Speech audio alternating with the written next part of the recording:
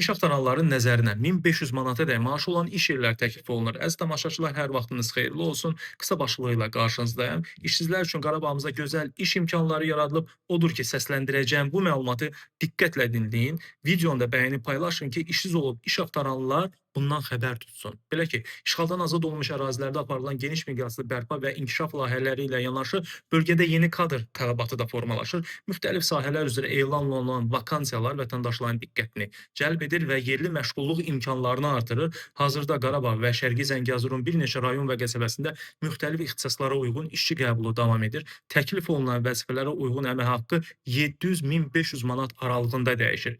Müraciət etmək istəyən şəxslər CV-lərini ekranda gördüyünüz bu Qarabağda iş @sosial.gov.az elektron ünvanına göndərə bilərlər. Qeyd etmək lazımdır ki, məktubun mövzu hissəsinə müraciət edilən vəzifənin adı mütləq şəkildə qeyd olunmalıdır.